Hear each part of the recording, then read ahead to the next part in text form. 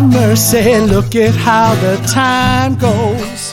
Hey everybody, and welcome to this episode of the Coming Home Podcast with John Allen.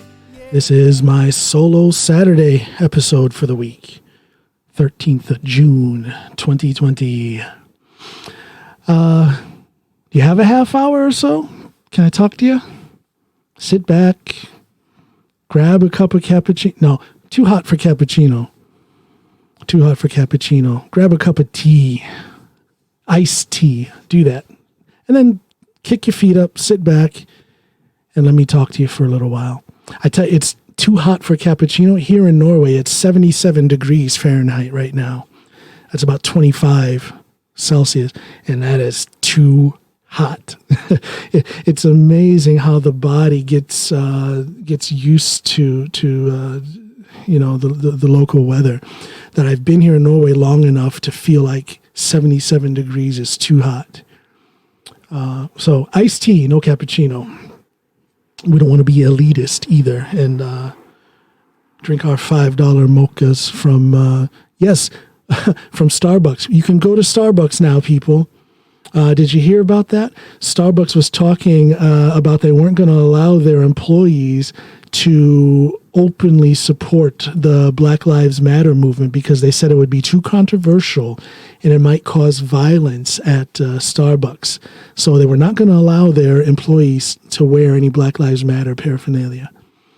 But now that was a couple of days ago. But then last night, if I'm not mistaken, it was last night, Friday night, they've changed their stance on that, and they will allow their employees to support Black Lives Matter. So good move, Starbucks. Do they have iced tea at Starbucks? If they do, go to Starbucks and get an iced tea. How about that, Starbucks? A free endorsement from yours truly. Totally free. Gosh, I have to get sponsors here. Monetize this little game I'm playing here with podcasting. Solo Saturday. Let me take this opportunity to talk a little bit about my experiences over this past week. For the very first time, I was a guest on a nationwide TV program here in Norway. In the States, you guys have Good Morning America. Well, this is Good Morning Norway, the equivalent to that. And I was on there. I was interviewed by the fantastic Desta Marie from TV2 here in Norway. And, all of this is coming from my episode, my very first solo Saturday. I didn't even call it solo Saturday. It was a Saturday, and I was alone on the mic for my podcast. And I just laid it all out there, my feelings about what's happening in America at this time with the marches against racism, the anti-racism marches, the Black Lives Matter movement and whatnot. And I put out a call to action looking for white allies. That episode gained a lot of attention, both here in Norway and back home in the States. I was also interviewed for a newspaper out of Seattle. Yesterday, I had that interview with a fantastic, very kind man from a newspaper. When that newspaper article comes out, I will post it. I don't want to say too much about it now, but I will post a link to that article. You guys can find that on my social media pages. If you just go to my website, johnallenpod.com, JOHNALANPOD.com. If you go there, from the homepage on my website, you can click into all of my social media. And you will see a link to that newspaper article when it comes out. You can also see the link to me being interviewed on national TV here in Norway. But if you don't speak Norwegian, you're not really going to understand what I'm saying. So too bad for you. You have to learn Norwegian, I guess, if you want to know exactly what I said. But it is in the same thread as what I was talking about on episode 28 of the Coming Home podcast, with a little bit more focus on the situation with policing in the United States. Yeah. So if you speak Norwegian, check it out. If you don't speak Norwegian and you want to see what I look like in my Sunday best, you can go and check that link out there. Fantastic experience. It was so cool. The first thing I saw when I walked in to they have the green room, like a lobby / green room, in the building where they have their morning program that I was on. And the first person I see when I walk in is, Isabella, what's her name? Isabella Carlson, I believe is her last name, but she's one of the weather ladies who does the weather, on TV2 here in Norway. And to see her face to face, I was floored. It was just such a surreal, strange experience. And she kind of glanced at me and like, oh yeah, that's him. Because I guess they had talked a little bit, in their preparations, to have me in there to interview me. They had talked about me, so I guess she kind of knew who I was, kind of. But I very much knew who she was. And I looked at one of the I'm assuming it was a producer who was there in the green room. And I looked at her and I said, "Oh my gosh, that's her." And she just kind of looked at me and smiled and nodded. Yeah, that's her. So it was just a very interesting experience. Never would I ever have thought that I would have a platform like that from which to speak. So thank you all at TV2. Thank you guys for that opportunity. And I'll do it again. I'll do it again if you ask. Believe you me. Wow, it's summertime. Now they're starting to lift a lot of the restrictions about social distancing. A lot of the businesses are opening, but with restrictions. The pubs, the clubs, and whatnot, they have opened, but with limited seating. I think they've cut the seating in half, or something to that effect. I don't know the details, but it's with less seating now. So I've got a couple of stand-up shows coming up. Now, this will be the first time I've done stand-up, any stand-up show, since the 10th of March. So here's where you can find me. On the 20th of June, my good friend Steinar Daltvedt, he has a show that he'll be the MC for that show at Café Mir, or Kaffe Mir, as it's called in Norwegian, the 20th of June. And that starts at 8 p.m. So I will be there on the 20th of June. On the 25th of June, here in Drammen at the Comfort Hotel Union, I will be at the summer show. The Stand-Up Drammen Comedy Club has a summer stand-up show where I will be on the mic. So I'm really looking forward to that. I haven't been totally idle when it comes to stand-up comedy during these weeks of isolation and COVID-19 and whatnot. I've been doing a lot of writing. So I'm going to try some new material. I will throw that at my my audience and see how they respond, see if they throw it back and how they throw it back. Just don't throw any rotten tomatoes, please. But that's going to be fun, trying some new material there. Wow, there's just been so many things going on. It's crazy the amount of, I don't know, chaos? Can we say positive chaos that is in the air back home in the States? I think it is, and when I say chaos, I say that because I do believe that there is a change in the air. I feel a lot better this week than I did last week. For one, because there seems to be less rioting, less looting, and more focus on the protesting, which people should have had their focus on the protesting all along. People should have understood all along that the rioting and the looting had nothing to do with the cause that they were protesting for. And that cause is equality under the law. Equal protection under the law. That has been the focus of this movement that we see, which is being fronted by Black Lives Matter and other groups and other individuals in the streets. It's real. You can't deny it. I think I don't know. Some people are resisting the reality of systematic racism in the United States. I believe, I'm going to tell you something that I believe here. I believe that the most rigid, card-carrying, robe-wearing Klansman believes that there is systematic racism in the United States. The only difference is that Klansman is glad that there's systematic racism in the United States. You hear what I'm saying to you? To deny that there is such a thing as systematic racism, you're just, I don't want to be mean, but you're just not with it. You just have to stop and look around you and look at the facts of the situation and listen to the people who are affected by this situation. Listen and learn. Like I said, even the worst Klansman, even the worst white supremacist sees that there is systematic racism in the United States. The only difference between them and you is that they're glad that there is systematic racism in the United States. Come on, people. Let's see the reality of it. Let's keep moving. There's more and more people that are getting on board. And it's a beautiful thing. More and more people are getting on board. It's beautiful to see. Let's just keep it going. Stop denying. Stop trying to explain it away. Stop with the whataboutism.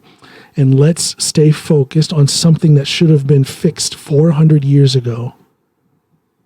Systematic racism in the United States. We're never going to cure racism. Those people are always going to be there.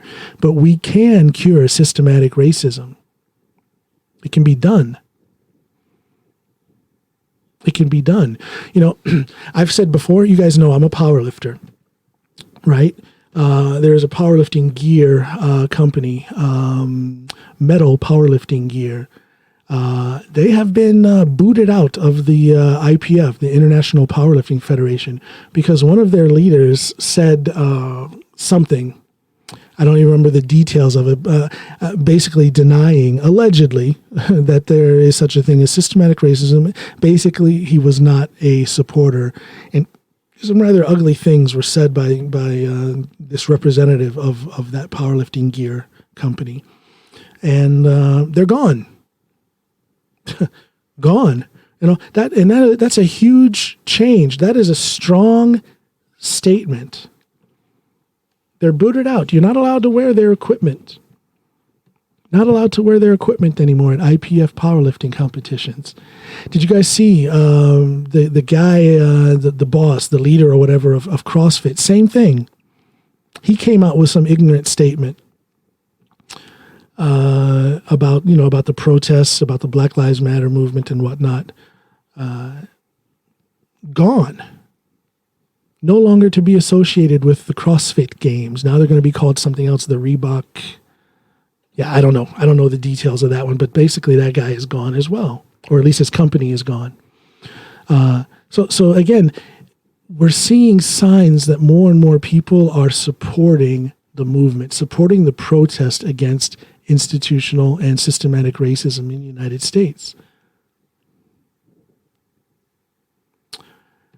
We see the discussion that has been started about military bases. You have Fort Bragg, and you have Fort Benning. You guys know that Braxton Bragg, he owned slaves in Louisiana, and they named an army base after him. And then you have Henry Bennington, who presided over Georgia's convention to where they gathered to secede, to break loose from the United States at that time. So you have military bases that were named after them, and they weren't named after them right away. Immediately after the Civil War, to honor these Confederate leaders. This happened in the 1920s. When Confederate leaders started dying off. And it's almost as if the southern states or the supporters of the so-called Confederacy, they had in mind that they should just remind black people what they really wanted to have happen. They wanted slavery to continue. It's almost like they wanted to remind black people in America in general that they still held those beliefs. So they pushed, they petitioned, and they got these bases, military bases, named after these former Confederate leaders. And military leaders in our nation were ready to discuss changing the names of those bases. But the president wouldn't even discuss it. Interesting. I talk about there seems to be a wave of people getting with the program, people getting on board and people joining the protest, people who are at least listening. They've got their ear to the ground and they're trying to learn more in order to become an ally. But the guy at the top in the White House, he won't even listen to his own military leaders who are willing to discuss changing the names of some of these military bases that are named after Confederate leaders.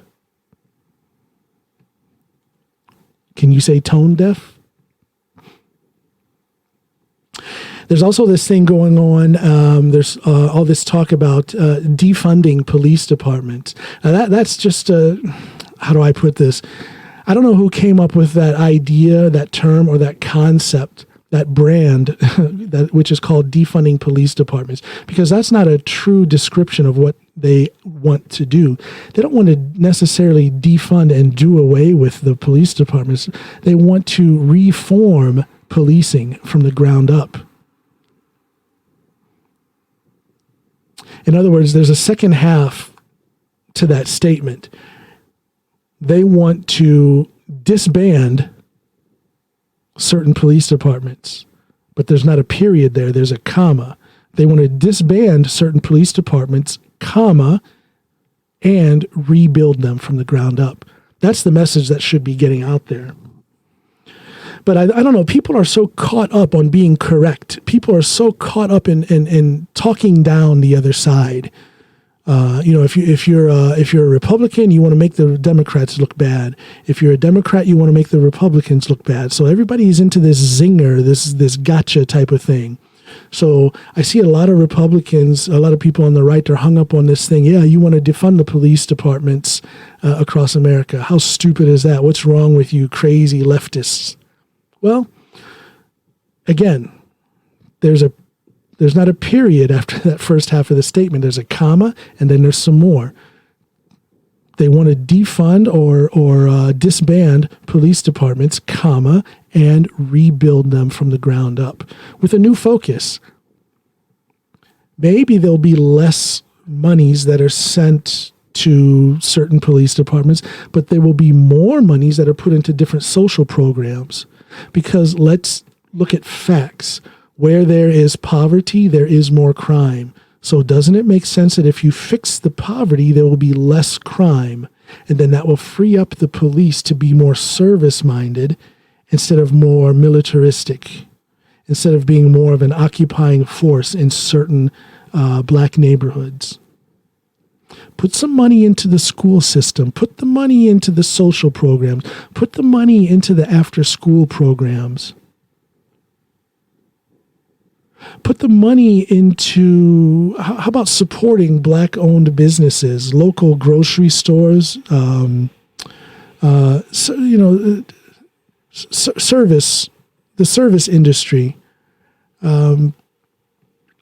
in black neighborhoods. Put some money into supporting that, maybe some sort of federal grants or federal loans, okay? You don't want a handout. How about a federal loan of some sort, a low-interest loan to somebody who wants to start a business in their own neighborhood, in some of these black neighborhoods. Do things like that so that there's more money to be generated in those neighborhoods. And you put money into the school system, and you put money into after-school programs and in the social system generally in these neighborhoods, and see what happens with the crime numbers. They will go down. It will change the relationship between police and some of these neighborhoods, some of these cities. It will change the relationship, but you have to care. You have to care when you see that there is a huge difference in how schools in black neighborhoods are funded and how suburban schools are funded. And when I say suburban, I mean majority white schools. I get it. It's based on the tax base of these different neighborhoods, but they should get it as well. Where are the tax dollars in these black neighborhoods? Where are those tax dollars? If the government will throw billions of dollars into the banking industry, they've done it for the auto industry. If they'll do it for that, why can't they break it down on the micro level? In other words, go into individual neighborhoods and cities where we see poverty, where we see despair, where we see pain and suffering. Why can't they throw the money at that, do that, and it will do something with poverty, which will then do something with the relationship those people have with the police, because the police won't have to be there in the same capacity as they are now. It just won't happen. And that will bring about meaningful change. You know, I see a lot of discussions online. People are talking about reparations now. You know, there's a lot of interest and a lot of focus now on black communities and how they're suffering. So now the talk about reparations has risen up. I'm all for reparations. Yes, I am. I said it. I'm all for reparations. But let me qualify that statement, because for me, reparations doesn't necessarily mean a check in my hand. Reparations mean leveling the playing field, clearing off that table and resetting it so that people can sit at that table on an equal footing.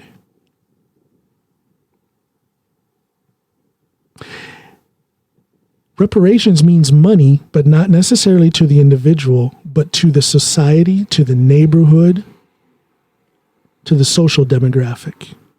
And what's wrong with that? Everybody stands back and allows, of course, people protest, the bank bailouts and the insurance company bailouts and the auto industry bailout. There's people who complain about that, but by and large, it was accepted. If we'll accept that, why won't we accept these kind of bailouts? Why can't we bail out these neighborhoods where people are living as if it's in a war zone? Abject poverty, no opportunity, no schooling of any meaning. Oh, isn't that awful? I get this soapbox called a podcast and I start talking about these things. Yeah, you guys know, if you're listening to this episode, I don't want you to get the wrong idea. You know, this is, I save all of this for these solo Saturday episodes. I sit on it. I watch what's going on during the week. It's totally unscripted. These are just my thoughts and my feelings that have built up over the last week since the last time I did this. When I have guests who come in, we talk about life. We talk about whatever. So I save all of this material, all of these thoughts and feelings for these solo Saturday episodes. Just listen. Maybe you'll learn something. Maybe I'll say something that's just totally off base and you disagree. And if you want to comment, do that. These episodes get posted on my website at johnallenpod.com. And on each episode, you can write comments. Do that. If you disagree with me, write something and let's talk about it. But it's not all doom and gloom. You know, I see a lot of good that has happened this week. You know, my jaw almost hit the floor. Almost, and I say almost hit the floor when I heard that the president was going to conduct a political rally on the 19th of June in Tulsa, Oklahoma. And I say my jaw almost hit the floor, but I caught it before it hit because actually I'm not surprised that he had planned on doing something like that. Now, it comes out now that he's not going to do it. A lot of people protested, I'm assuming people in his cabinet or other political figures protested hard enough to where he's changed his mind. He's not going to have that rally on the 19th of June in Tulsa, Oklahoma. Do you realize how insensitive that would have been if he would have done that?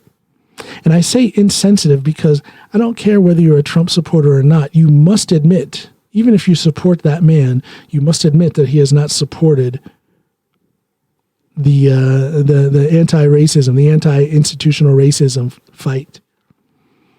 And if you ask me, what happened in Tulsa, Oklahoma in 1921 is the epitome of institutional racism. Do you guys know what happened in Tulsa, Oklahoma in 1921? You guys ever heard of Black Wall Street? Former slaves and the children of slaves had built up their own equivalent to Wall Street in Tulsa, Oklahoma in the years leading up to 1921. Tons of black-owned businesses. People were doing well there. Black people were doing well. That's proof that there's not an inherent laziness or an inherent incapability of surviving and being affluent in black people, because we did it in Tulsa, Oklahoma. We had our own area called they called it the Black Wall Street. Extremely successful. Some black millionaires were living there. Do you know how amazing that is for anybody to have been a millionaire back in those days? Tons of black-owned businesses. And then the entire place was burnt to the ground. Led by racists and Klansmen. Burnt to the ground. Those black people were too successful for some people. So they burned Tulsa, Oklahoma to the ground. And with the president's lack of support in the current movement, can you understand how insulting and how provocative that would have been if he would have had this rally in Tulsa, Oklahoma, coming up on the 19th of June? It was June 19th of this month, of this year.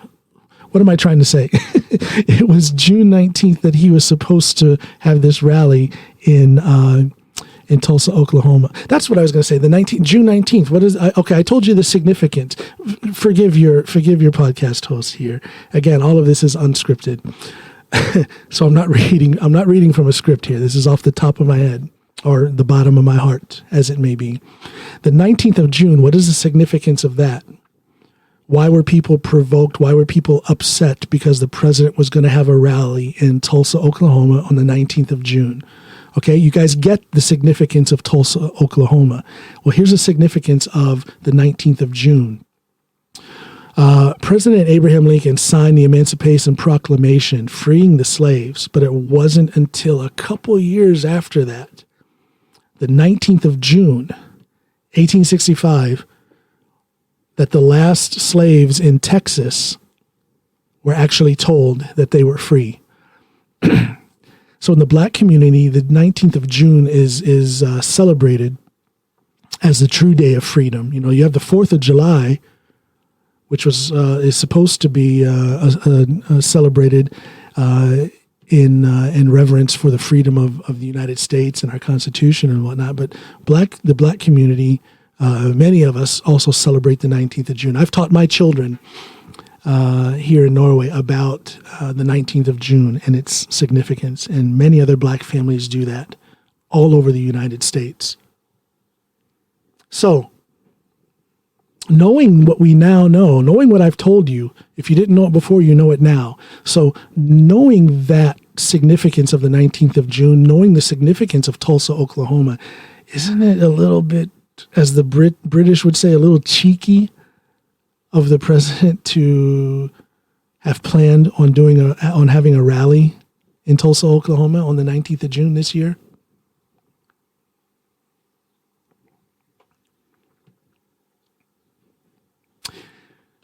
Somebody complained loud enough to make him change his mind on that. So that's a good thing. Let's count that. Let's put that in our little gathering of positive occurrences over the past week. That is a positive thing. He's not listening about the military bases, but he listened to somebody and he canceled that rally. And I'm glad he did, because that could have gotten ugly That could have gotten ugly. Yeah, we talked about the defunding of police departments. By the way, when it comes to the defunding or the disbanding of police departments and building them up again, I just want to refer to the Camden, New Jersey Police Department. New Jersey? New York. New Jersey. Camden, New Jersey. Maybe I should start scripting this because I'm kind of getting a little shaky on my facts, but I believe it's Camden, New Jersey Police Department was disbanded at one point.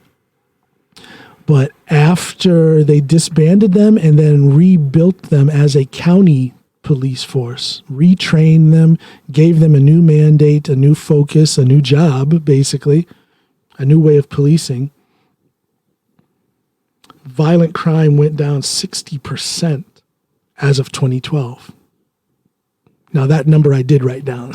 So I guess this is partially scripted. I did write that down. 60% as of 2012 when they were disbanded. A 60% drop in violent crime. Yeah. Here's another positive thing that happened. See, I'm bringing you sunshine and roses here, people. How's that iced tea? Take a sip. There you go. NASCAR. Now, did you ever think that NASCAR would be on the right side of history? Did you ever think? NASCAR has banned the Confederate flag from being flown at their events. You will not see the Confederate flag at NASCAR events going forward. That's pretty big. That's a big statement. That is an encouraging gesture. It's more than a gesture. I don't know what to call it, but it's more than a gesture. That's big because the Confederate flag, at least in my mind, has. When I think of NASCAR, I think of the Confederate flag. I think of other things as well, but I do think of the Confederate flag. So that they have now banned the Confederate flag from being flown at NASCAR events. That is pretty big. That is a sign of awareness. That is the sign of a corporate entity wanting to be an ally and doing something concrete, a concrete step towards being an ally. NASCAR is listening.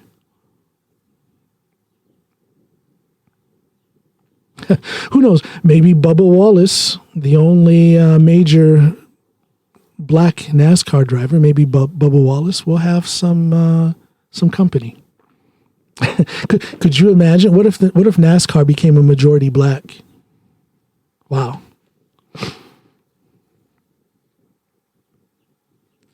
I would imagine there's quite a few black drivers because this whole thing with driving and racing and whatnot is not a purely white thing. I have a cousin who lives in Alabama who's very much into racing and cars and whatnot. So maybe this whole thing with NASCAR, flying the Confederate flag, maybe that has been something that has kept more black drivers from being interested. I don't know. I'm just speculating.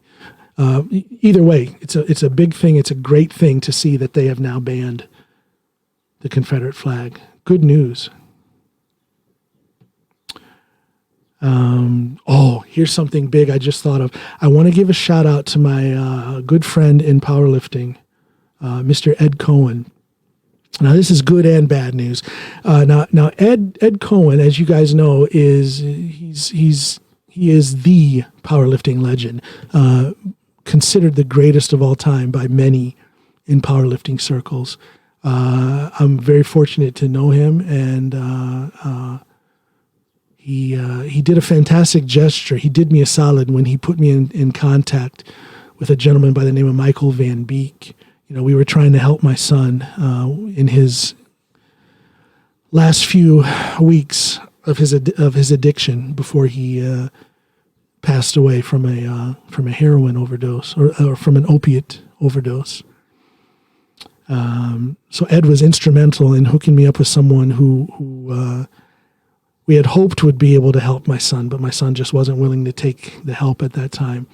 But anyways, that I'm just telling you guys what a good guy Ed is and what he means to me, what he has meant to me. It's been so long since I've seen him or talked to him, and that's just because of the distance. You know, he's back there in Chicago and I'm over here in Norway. But Ed is a solid guy. He is one of the most down-to-earth, straightforward, kind-hearted people I've ever known in my life. So here the other day, he posted on his Instagram something in the effect of he supports Black Lives Matter. He has black friends who are hurting, and he's listening to them. His ears are open. He's willing to learn, and he supports them. And I think, and that goes back to what I was saying on previous episodes, that we need more white allies. And here is Ed Cohen standing up and being the very same, being that white ally. He is the biggest name in powerlifting, and he made a very clear statement in support of black people who are struggling. I think that's a beautiful thing. Doesn't surprise me because I know Ed. That's what he is. I got emotional though when I saw it because again, it's just such a positive thing to see someone with his stature stand up and openly voice his support. That's a beautiful thing. And then the ugly side of it was the people and their trolling and their ugly comments and whatnot on his Instagram post. There were cries of, "Oh, I never thought you would get political." Let me tell you something, people. If you are anti-racist and you support those who are in the movement against anti-racism, there's nothing political about that. Because if it's political, what are you saying? That only Republicans are racist? Or the Republicans are the party of racism? Is that what you're saying?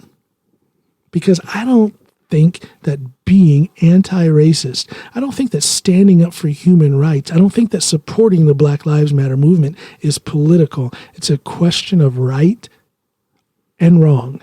Which one are you going to support? Well, my friend and brother Ed Cohen stood up and supported his black friend. It was such a beautiful way of putting it. It was so concise and straight to the point.